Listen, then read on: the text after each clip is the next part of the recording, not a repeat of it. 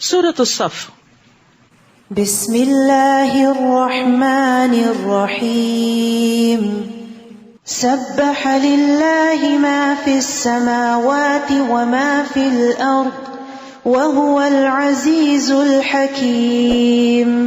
یا ایہا الذین آمنوا لم تقولون ما لا تفعلون كبر مقتا عند الله أن تقولوا ما لا تفعلون إن الله يحب الذين يقاتلون في سبيله صفا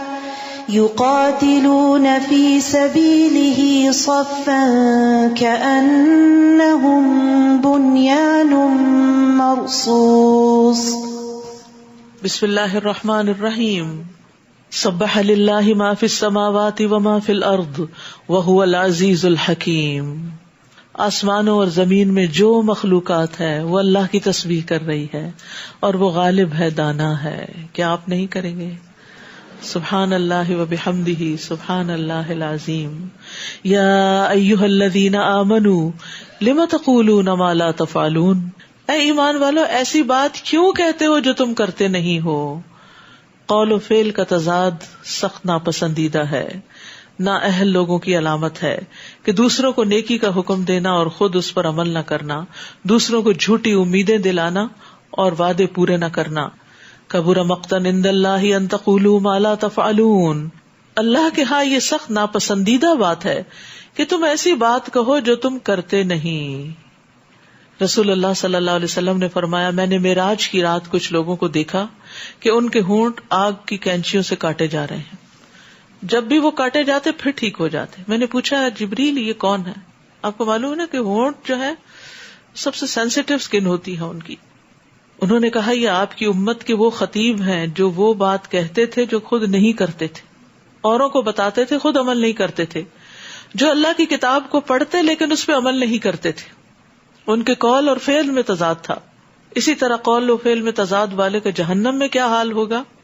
رسول اللہ صلی اللہ علیہ وسلم نے فرمایا، قیامت کے دن ایک شخص کو لایا جائے گا اور جہنم میں ڈال دیا جائے گا، پھر اس کی آگ میں آنتیں باہر نکل آئیں گی اور وہ شخص اس طرح چکر لگائے گا جیسے گدھا چکی پہ گردش کرتا ہے. جہنم میں ڈالے جانے والے اس کے قریب آ کر جمع ہو جائیں گے اور کہیں گے، یا فلاں تمہاری یہ کیا حالت ہے؟ کیا تم ہمیں اچھے کام کرنے کے لیے نہیں کہتے تھے اور تم ہمیں برے کاموں سے روکتے نہیں تھے؟ وہ کہے گا، ہاں میں تمہیں اچھے کاموں کا کہتا تھا لیکن خود نہیں کرتا تھا، برے کاموں سے تمہیں روکتا تھا اور خود کرتا تھا. تو اس سے حد الوسع بچنے کی کوشش کرنی چاہیے کہ انسان سوچ کے بات کرے، جو کہے پھر اس کو کرے، کمٹمنٹس نبھائے، وعدے پورے کرے. کیونکہ بہت دفعہ ہم ایسے ہی بس بات کر دیتے ہیں اور اس کے بعد اس کو سیریس نہیں لیتے اور اس کو کر کے نہیں دکھاتے. ان اللہ یحب الذین یقاتلون فی سبیلہ صفا کأنہم بنیان مرصوص. یقیناً اللہ ان لوگوں کو پسند کرتا ہے جو اس کی راہ میں صف بستہ ہو کر لڑتے ہیں، جیسے کہ وہ ایک سیسا پلائی ہوئی دیوار ہے. صف کی اہمیت پیچھے بھی گزر چکی سورۃ الصافات میں، اور یہاں تو سورت کا نام ہی صف ہے. یعنی فرشتوں کی بھی صفیں ہیں اور فرشتے بہترین طریقے سے صفیں بناتے ہیں. پرندوں کی صفت بھی بیان کی گئی ہے، وَالطَّيْرُ صَافَّاتٍ. قیامت کے دن مخلوق بھی صفوں کی شکل میں حاضر ہوگی. جنتی بھی جنت کے اندر جب داخل ہوں گے تو ان کی 120 صفیں ہوں گی. اہل جنت کی 120 صفیں ہوں گی اور ان میں سے 80 امت محمد صلی اللہ علیہ وسلم کی ہوں گی. نبی صلی اللہ علیہ وسلم نے فرمایا، اس ذات کی قسم جس کے ہاتھ میں محمد صلی اللہ علیہ وسلم کی جان ہے، اللہ کے راستے میں ایک صبح یا شام کو نکلنا دنیا و ما فیہا سے بہتر ہے، اور تم میں سے کسی کا صف میں کھڑے ہونا یعنی جہاد کے لیے یا کسی بھی کام کو آرگنائز طریقے سے کرتے ہوئے 60 سال کی نماز سے بہتر. یعنی 60 سال بغیر صف بنائے اور ہیزرڈ نمازیں پڑھو، اس سے بہتر ہے کہ ایک صف بنا کے پراپر طریقے سے پڑھو، تو وہ کہیں زیادہ بہتر ہے. اور نماز کا حسن ہے صف کی درستگی میں، اور صف کی درستگی پر دلوں کی درستگی کا انحصار ہے. اس میں 2 چیزیں، ایک تو گیپس فل کرنے چاہیے، دوسرا آگے پیچھے نہیں ہونا چاہیے. یعنی کندھے سے کندھا ملا ہوا ہونا چاہیے. یہ نہیں کہ ایک بندہ آگے کو نکل کے کھڑا ہے اور دوسرا پیچھے کو اور زگ زیگ کی شکل میں قطار بنی ہوئی ہے، تو یہ بھی درست نہیں. نبی صلی اللہ علیہ وسلم نے فرمایا اس قدم سے زیادہ کسی قدم پر اجر نہیں جو صف کے شگاف کو پورا کرنے کے لیے اٹھایا جاتا ہے اور اسے سیدھا کرتا ہے. ایک قدم آپ جب اٹھا کے آگے یا پیچھے کرتے ہیں تو سب سے پسندیدہ قدم ہے. خالی صفوں میں شیطان جا گھستا ہے, یعنی گیپس کے اندر, اور پھر وہ خوب وسوسے ڈالتا ہے نا دل میں. اسی طرح دو صفوں کے بیچ میں گیپ بھی بڑا نہیں ہونا چاہیے, صفیں ملی ہوئی ہونی چاہیے. اور مردوں کے لیے خاص طور پر فرمایا جو لوگ ہمیشہ صف اول سے پیچھے رہتے ہیں تو اللہ تعالیٰ انہیں جہنم میں بھی پیچھے کر دے گا, اور وہ دراصل منافقین تھے. پھر الدرک الاسفل ان کے لیے قرآن میں آتا ہے. اور وہ بات یاد کرو جب موسیٰ نے اپنی قوم سے کہا, اے میری قوم تم مجھے کیوں دکھ پہنچاتے ہو حالانکہ تم جان چکے ہو کہ میں تمہاری طرف اللہ کا بھیجا ہوا رسول ہوں. پھر جب انہوں نے کجربی اختیار کی تو اللہ نے ان کے دل ٹیڑھے کر دیے. اللہ نافرمان لوگوں کو کبھی ہدایت نہیں دیتا. فلما زاغوا ازاغ اللہ قلوبہم. اللہ کسی پہ ظلم نہیں کرتا, یہاں سے یہ بات اچھی طرح سمجھ لیجئے.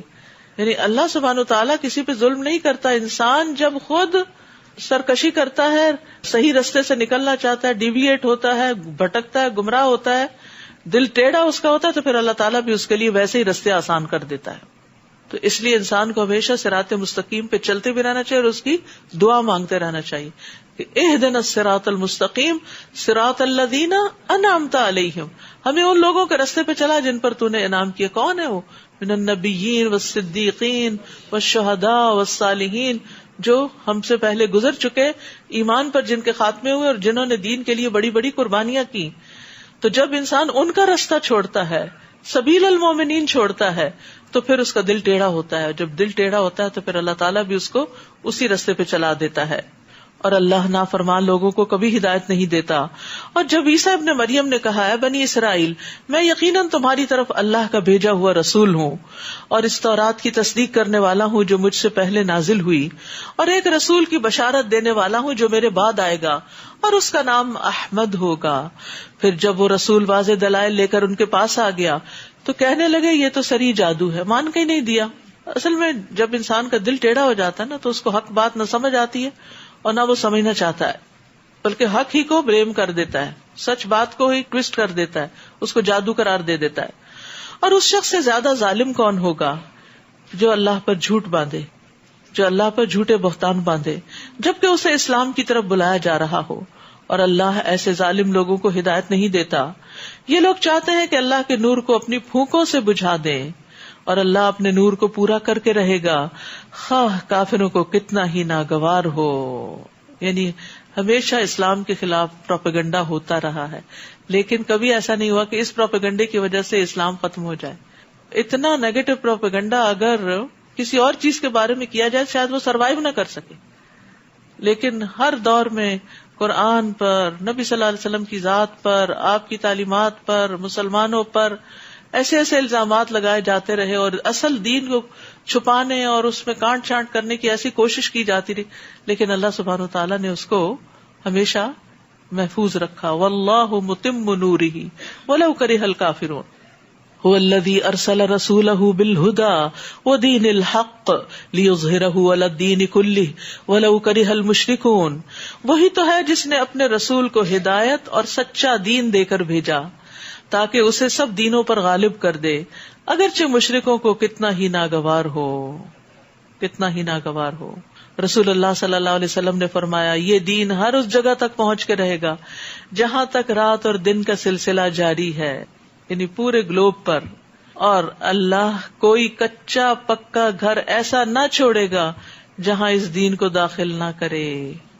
آج آپ دیکھیں کہ ٹیکنالوجی کی وجہ سے یہ پیغام کہاں سے کہاں جا پہنچتا ہے, خواہ اسے عزت کے ساتھ قبول کر لیا جائے یا اسے رد کر کے ذلت قبول کر لی جائے, میسج پہنچ جائے گا. عزت وہ ہوگی جو اللہ اسلام کے ذریعے عطا کرے گا, ذلت وہ ہوگی جو کفر کے ساتھ ملے گی. تمیم داری فرمایا کرتے تھے مجھے یہ بات اپنے اہل خانہ میں ہی نظر آ گئی کہ ان میں سے جو مسلمان ہو گیا اسے خیر, شرافت اور عزت نصیب ہوئی, اور جو ان میں سے کافر رہا اسے ذلت, رسوائی اور جزیہ نصیب ہوا. یا ایھا الذین آمنوا هل ادلکم علی تجارۃ تنجیکم من عذاب علیم. اے ایمان والو کیا میں تمہیں ایسی تجارت بتاؤں جو تمہیں دردناک عذاب سے بچا لے. تؤمنون باللہ ورسولہ وتجاہدون فی سبیل اللہ باموالکم وانفسکم ذالکم خیر لکم ان کنتم تعلمون. تم اللہ پر اور اس کے رسول پر ایمان لاؤ اور اللہ کی راہ میں اپنے اموال اور جانوں سے جہاد کرو، اگر تم جان لو تو یہی تمہارے لیے بہتر ہے. ایمان لانے کے بعد یہاں جہاد کو افضل ترین عمل قرار دیا گیا. یغفر لکم ذنوبکم ویدخلکم جنات تجری من تحتها الانہار ومساکن طیبۃ فی جنات عدن ذلک الفوز العظیم. وہ تمہارے گناہ معاف کر دے گا اور ایسے باغوں میں داخل کرے گا جن کے تلے نہریں بہہ رہی ہیں، اور ہمیشہ رہنے والے باغوں میں پاکیزہ گھر عطا کرے گا. یہی بہت بڑی کامیابی ہے. اجر بھی بتا دیا گیا کہ کیا کیا فائدے تمہیں حاصل ہوں گے اللہ کے راستے میں نکلنے سے. وَأُخْرَى تُحِبُّونَهَا نَصْرٌ مِّنَ اللَّهِ وَفَتْحٌ قَرِيبٌ وَبَشِّرِ الْمُؤْمِنِينَ. اور ایک دوسری چیز بھی عطا کرے گا جسے تم پسند کرتے ہو، اور وہ ہے اللہ کی مدد اور جلد حاصل ہونے والی فتح. آپ مومنوں کو اس بات کی خوشخبری دے دیجئے. وَبَشِّرِ الْمُؤْمِنِينَ. لیکن اس کے لیے کیا کرنا ہوتا ہے؟ اپنی کوشش اور اپنی محنت اپنی جگہ ہے، یعنی وہ تو کرنی ہی کرنی ہے. اسی لیے اگلی آیت میں فرمایا یا ایھا الذین آمنوا کونوا انصار اللہ کما قال عیسی ابن مریم للحواریین من انصاری الی اللہ قال الحواریون نحن انصار اللہ. اے ایمان والو، اللہ کے دین کے مددگار بن جاؤ. دین کی پروموشن کے لیے، دین کے دعویٰ کے لیے، دین کی تعلیم کے لیے، دین کے نفاذ کے لیے تم اپنی کوششیں، اپنی صلاحیتیں پیش کرو. جو لوگ یہ کام کر رہے ہوں ان کو سپورٹ کرو. جیسے عیسیٰ ابن مریم نے حواریوں سے کہا تھا اللہ کی طرف بلانے میں کون میرا مددگار ہے؟ من انصاری الی اللہ. الی اللہ کا مطلب اللہ کی طرف دعوت دینے میں کون میری مدد کرے گا، کون میرے ساتھ چلے گا؟ تو حواریوں نے جواب دیا ہم اللہ کے دین کے مددگار ہیں. اور آج بھی آپ دیکھیں کہ کس طرح کرسچن جو ہیں، جو عیسیٰ علیہ السلام کے فالوورز ہیں، کس طرح وہ اپنے دین کی طرف دعوت دینے میں دن رات صرف کیے ہوئے ہیں. نہ سردی دیکھتے ہیں، نہ گرمی دیکھتے ہیں، نہ دن دیکھتے ہیں، نہ رات دیکھتے ہیں، نہ اپنا ملک اور نہ اپنا عیش و عشرت اور نہ سہولتیں، بلکہ دنیا میں ایسی ایسی جگہوں پہ پہنچے ہیں جہاں بالیقین مسلمان نہیں پہنچے، حالانکہ یہ کام مسلمانوں کا تھا. یہاں پکارا جا رہا ہے کونوا انصار اللہ، اور پھر مثال سے بتایا جا رہا ہے کہ جیسے عیسیٰ علیہ السلام کے ساتھیوں نے ان کی پکار پہ لبیک کہا، تم بھی اللہ کے رسول کی پکار پر لبیک کہو. اور اس کے بعد جو رسول کے وارث ہوں، انبیاء کے وارث علماء ہوتے ہیں، جو بھی تمہیں دین کے کام کے لیے اور خالصتاً دین کے کام کے لیے کوئی اور مفادات نہ ہو اور اغراض نہ ہو تو پھر ان کو سپورٹ کرنا، ان کا ساتھ دینا لازم ہو جاتا ہے. پھر بنی اسرائیل کا ایک گروہ تو ایمان لے آیا اور دوسرے گروہ نے انکار کر دیا. یعنی عیسیٰ علیہ السلام بنی اسرائیل کی طرف پیغمبر بنا کے بھیجے گئے تھے، تو کچھ لوگوں نے تو بات مان لی لیکن کچھ نے نہیں مانی. پھر ہم نے ایمان لانے والوں کی ان کے دشمنوں کے مقابلے میں مدد کی تو وہی غالب رہے. سورۃ الجمعہ. بسم اللہ الرحمن الرحیم. یسبح للہ ما فی السماوات وما فی الارض الملک القدوس العزیز الحکیم. هو الذي بعث في الأميين رسولا منهم يتلو عليهم آياته ويزكيهم ويعلمهم الكتاب والحكمة وإن كانوا من قبل لفي ضلال مبين. بسم اللہ الرحمن الرحیم. ہفتے کے دنوں میں سے صرف جمعہ کے نام سے سورت ہے. یسبح للہ ما فی السماوات وما فی الارض. آسمانوں اور زمین میں موجود تمام مخلوق اللہ کی تسبیح کرتی ہے. کیا ہم نہ کریں گے؟ سبحان اللہ وبحمدہ سبحان اللہ العظیم.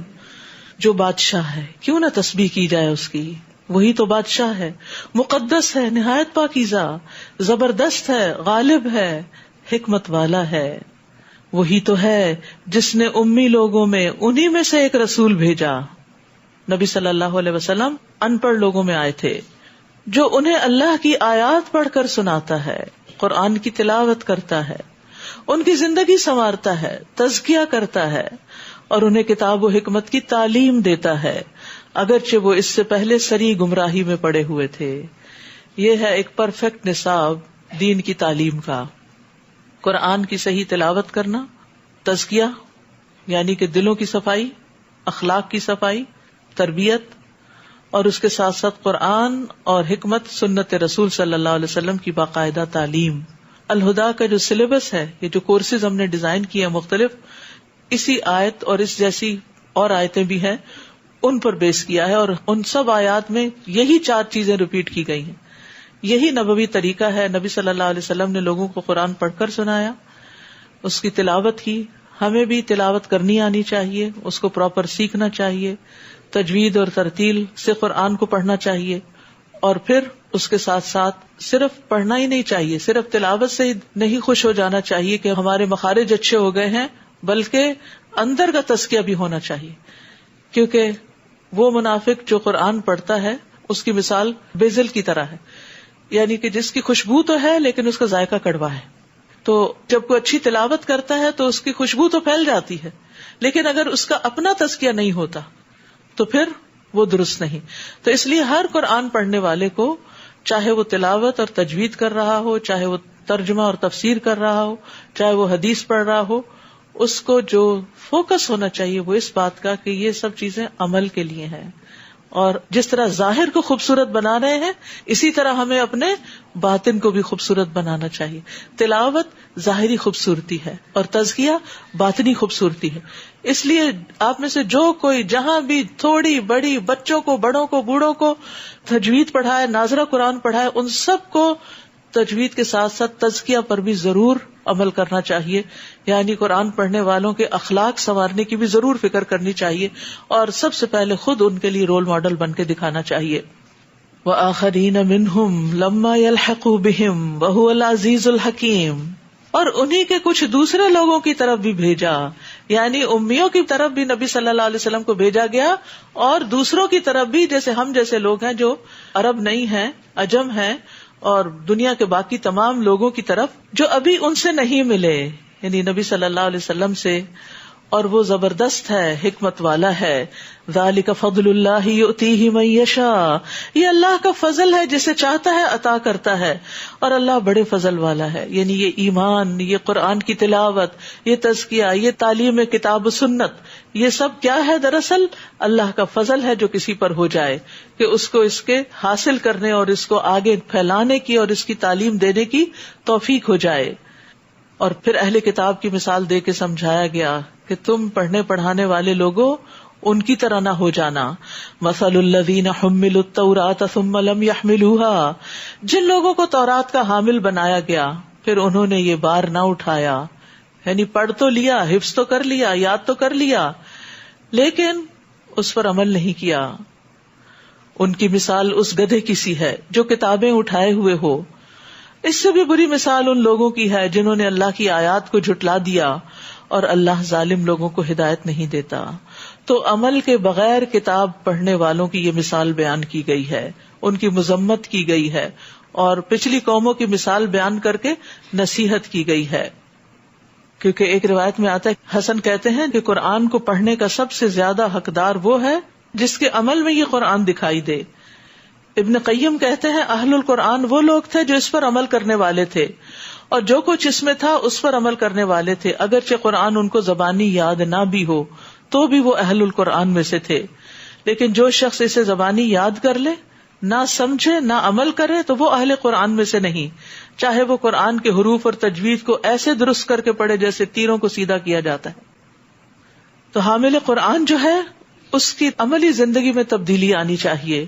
عبداللہ بن مسعود کہتے ہیں کہ حامل قرآن کے شایان شان ہے کہ اسے اس کی رات سے پہچانا جائے جب لوگ سو رہے ہوں، اس کے دن سے پہچانا جائے جب لوگ کھا پی رہے ہوں، اس کے غم سے پہچانا جائے جب لوگ خوش ہو رہے ہوں، اس کے رونے سے پہچانا جائے جب لوگ ہنس رہے ہوں، اس کی خاموشی سے پہچانا جائے جب لوگ باتوں میں مشغول ہوں، اس کے خشوع سے پہچانا جائے جب لوگ تکبر اور فخر کا اظہار کر رہے ہوں. چاہیے کہ کہ حامل قرآن رونے والا ہو، یعنی اس کے آنسو بھی آنے چاہیے، اس کا دل نرم ہونا چاہیے، غمگین ہو یعنی فکر آخرت ہو اس کے اندر، بردبار ہو، لوگوں کی باتیں برداشت کرنے والا ہو، یعنی چھوٹی چھوٹی باتوں پہ غصے میں آ جانا، بھڑک اٹھنا اور دوسروں کو برا بھلا کہنا، ان کو بلیم کرنا شروع کر دینا، یہ حامل قرآن کی علامت نہیں ہوتی. اور کم گو ہو، بہت باتونی شخص جو ہے وہ ناپسندیدہ ہے. اور قرآن پڑھنے والے کے اندر یہ ٹھہراؤ لازمی آنا چاہیے. حامل قرآن کو چاہیے کہ نہ تو شور شرابہ کرنے والا ہو، نہ چیخنے چلانے والا ہو، اور نہ تیز طبیعت والا ہو، یعنی قرآن کا اثر اس کی عملی زندگی میں نظر آتا ہو. آپ ان سے کہیے اے لوگو جو یہودی بنے ہو، اگر تم سمجھتے ہو کہ تمام لوگوں کو چھوڑ کر بس تم ہی اللہ کے دوست ہو، تو اگر تم اس بات میں سچے ہو تو موت کی تمنا کرو. اور یہ لوگ کبھی بھی موت کی تمنا نہ کریں گے اس کی وجہ سے جو ان کے ہاتھوں نے آگے بھیجا، اور اللہ ظالموں کو خوب جانتا ہے. آپ ان سے کہیے جس موت سے تم بھاگتے ہو وہ تو تمہیں آ کر رہے گی. موت تو چل پڑی ہے، بس وہ انتظار کر رہی ہے کہ جس دن اس کے قدم پورے ہو جائیں وہ آ دبوچے. پھر تم اس کے ہاں لوٹائے جاؤ گے جو غائب اور حاضر کا جاننے والا ہے، اور وہ تمہیں بتا دے گا کہ تم کیا کچھ کرتے رہے ہو. موت ہر طرف سے انسان کو گھیرے ہوئے ہے، اور انسان مختلف مشکلات سے بچتے بچتے ایک سے نکلتے دوسری میں پھنس جاتا ہے، پھر حتیٰ کہ موت کے منہ میں چلا جاتا ہے اور اس سے نہیں نکل سکتا. آپ بھی سوچ رہے ہوں گے کہ سورج جمعہ تھی لیکن باتیں تعلیم کی ساری ہو گئی، کیونکہ جمعہ کا دن مومنوں کا سیکھنے کا دن ہوتا ہے، اجتماع کا، اکٹھے ہونے کا، عبادت کا اور علم حاصل کرنے کا خطبے کے ذریعے. پھر جمعہ سے متعلق آیات ہے، یا ایھا الذین آمنوا اذا نودی للصلاۃ من یوم الجمعہ، اے ایمان والو جمعہ کے دن جب نماز کے لیے اذان دی جائے تو ذکر الہی کی طرف دوڑ آؤ. تو علماء نے اس سے کہا کہ ذکر الہی میں نماز بھی ہے اور ذکر الہی میں خطبہ بھی ہے. اور خرید و فروخت چھوڑ دو، اگر تم جانو تو یہی بات تمہارے لیے بہتر ہے. جمعہ کا دن افضل ترین دن ہے. رسول اللہ صلی اللہ علیہ وسلم نے فرمایا اللہ کے نزدیک دنوں میں سے سب سے افضل دن جمعے کا دن ہے. بہترین دن جس میں سورج طلوع ہوتا ہے وہ جمعہ کا دن ہے. اسی دن میں آدم علیہ السلام پیدا کیے گئے، اسی دن میں ان کو جنت میں داخل کیا گیا، اسی دن ان کو جنت سے نکالا گیا. یہ مسلمانوں کے لیے عید کا دن بنایا گیا، تمام دنوں کا سردار ہے. اس دن آدم علیہ السلام پیدا ہوئے، اسی دن زمین پہ اترے، اسی دن ان کی وفات ہوئی. اس دن میں ایک ایسی گھڑی ہوتی ہے کہ اس میں بندہ جو کچھ اللہ سے مانگتا ہے اللہ اس کو وہی دے دیتا ہے، جب تک کہ کسی حرام چیز کا سوال نہ کرے. جمعے کے دن بھی خوب دعائیں کرنی چاہیے. اسی دن قیامت قائم ہوگی، ہر مقرب فرشتہ، آسمان، زمین، تمام ہوائیں، پہاڑ اور سمندر جمعے کے دن سے ڈرے رہتے ہیں کہ قیامت نہ آ جائے. یہ طہارت کا دن ہے، پاک صاف ہونے کا دن ہے. پھر اسی طرح آخرت میں بھی ایک یوم المزید ہوگا جو جمعہ والوں کے لیے ہوگا، جس دن اللہ تعالیٰ اپنا جلوہ فرمائے گا یہاں تک کہ وہ اس کے چہرے کی طرف دیکھیں گے. وہ فرمائے گا مجھ سے مانگو، چنانچہ وہ اس سے مانگیں گے یہاں تک کہ ان کی خواہش ختم ہو جائے گی. تو اس وقت اپنے پاس سے ان کے لیے وہ کچھ کھولے گا جس سے کسی آنکھ نے دیکھا نہیں، کسی کان نے سنا نہیں، کسی دل پر ایسا خیال نہیں گزرا. یہ اتنے وقت میں ہوگا جتنا وقت جمعہ کے دن لوگوں کے واپس ہونے میں لگتا ہے. وہ جمعہ کے دن جمعہ کی طرف جانے سے بڑھ کر یعنی آخرت میں بھی جنت میں بھی اور کسی چیز کے محتاج نہیں ہوں گے، اور اس میں وہ مزید کرامات حاصل کر لیں گے، اور اس میں مزید اللہ تبارک و تعالیٰ کا دیدار حاصل کر لیں گے. اس لیے اس دن کو یوم المزید بھی کہا جاتا ہے. للذین احسنوا الحسنى وزیادہ، اور یہ زیادہ اللہ کا دیدار ہے. تو جمعے کے دن فسعوا الی ذکر اللہ، سارے کام پیچھے چھوڑ کے انسان کو خطبے اور نماز کی طرف دوڑنا چاہیے، جلد مسجد پہنچنا چاہیے کیونکہ اس کا اجر زیادہ ہے. رسول اللہ صلی اللہ علیہ وسلم نے فرمایا بے شک قیامت کے روز ہفتے کے دنوں کو ان کی مخصوص شکل میں اٹھایا جائے گا. جمعہ کا دن حسین اور چمکتا دمکتا ہوگا. اہل جمعہ اس کو ایسے گھیر لیں گے جیسے دلہن کو دلہا کی طرف رخصت کرتے ہوئے گھیرا جاتا ہے. جمعہ کا دن اپنے اہل کے لیے یعنی جمعہ کا اہتمام کرنے والوں کے لیے روشنی کرے گا. وہ اس کی روشنی میں چل رہے ہوں گے، ان کے رنگ برف کی طرح سفید ہوں گے، ان کی خوشبو کستوری کی طرح مہک رہی ہوگی. وہ کافور کے پہاڑوں میں گھسے ہوئے ہوں گے، جن و انس انہیں دیکھ رہے ہوں گے. وہ تعجب کی وجہ سے نگاہ نیچی نہیں کریں گے حتیٰ کہ جنت میں داخل ہو جائیں، اور ثواب کی امید سے آذان دینے والوں کے علاوہ کوئی بھی ان کے مقام و مرتبے کو نہیں پہنچ سکے گا. تو جمعے کے دن کا خاص اہتمام کرنا چاہیے. وہ دن ہمارے عام دنوں کی طرح نہیں ہونا چاہیے. پھر جب نماز ادا ہو چکے تو زمین میں منتشر ہو جاؤ اور اللہ کا فضل تلاش کرو. اور اللہ کو بکثرت یاد کرتے رہو شاید کہ تم فلاح پاؤ. تو نیک عمل کا ذکر کر کے اللہ سے مدد مانگنی چاہیے. ایک صحابی عراق بن مالک کے بارے میں آتا ہے کہ جب وہ جمعے کی نماز پڑھ لیتے تو چلے جاتے اور مسجد کے دروازے پہ کھڑے ہو کے کہتے یا اللہ میں نے تیری پکار کو قبول کر لیا, میں نے تیرا فرض ادا کر دیا, اب میں نکل کر زمین میں چلنے پھرنے کے لیے جا رہا ہوں جیسے تو نے مجھے حکم دیا, تو مجھے اپنے فضل اور مہربانی سے رزق عطا فرما اور تو سب سے بہتر رزق دینے والا ہے. تو اسی لیے مسجد سے نکلتے وقت اللہ کے فضل کا سوال کیا جاتا ہے. مسجد سے نکلنے کی دعا کیا ہے؟ اللہم انی اسألک من فضلک, اے اللہ میں تجھ سے تیرے فضل کا سوال کرتا ہوں. اور جب انہوں نے کوئی سودا بکتا یا کھیل تماشا ہوتے دیکھا تو ادھر بھاگ گئے اور آپ کو اکیلا چھوڑ دیا. آپ ان سے کہیے جو کچھ اللہ کے پاس ہے وہ اس تماشے اور تجارت سے بہتر ہے اور اللہ ہی سب سے بہتر رزق دینے والا ہے. اس آیت کی شان نزول میں آتا ہے کہ نبی صلی اللہ علیہ وسلم جمعہ کے دن خطبہ دے رہے تھے تو ایک تجارتی قافلہ مدینہ میں آ گیا. صحابہ اس کی طرف لپک پڑے اور مسجد میں آپ کے پاس صرف 12 آدمی باقی رہے. تو یہ صورتحال دیکھ کر آپ نے فرمایا اس ذات کی قسم جس کے ہاتھ میں میری جان ہے, اگر تم سارے چلے جاتے اور کوئی بھی نہ بچتا تو اس وادی میں آگ بہ پڑتی جو تمہیں بہا کے لے جاتی. اور پھر یہ آیت نازل ہوئی. کہتے ہیں کہ 12 آدمیوں میں جو باقی رہے تھے وہ ابو بکر, عمر اور دیگر کچھ صحابہ تھے. تو اصل میں جب چلے گئے تھے وہ اس لیے کہتے ہیں کہ مدینہ میں قحط تھا اور جب باہر سے غلہ آتا تھا تو لوگوں کو جلدی ہوتی تھی کہ خرید لیں, ایسا نہ ہو کہ غلہ ختم ہو جائے تو وہاں کوئی نزدیک تو مارکیٹ نہیں تھی کہ دوبارہ وہاں سے لے کر آئیں گے. تو اپنے طور پر انہوں نے ایک شدید ضرورت کے تحت ایسا کیا تھا. لیکن کچھ مقامات ایسے ہوتے ہیں کہ جہاں اپنی شدید ضرورتوں کو بھی پیچھے کیا جاتا ہے, اور وہ خطبہ چھوڑ کے اٹھ گئے تھے. یعنی نماز نہیں چھوڑی تھی انہوں نے, خطبہ چھوڑا تھا. تو جمعے کا خطبہ بھی بہت امپورٹنٹ ہوتا ہے.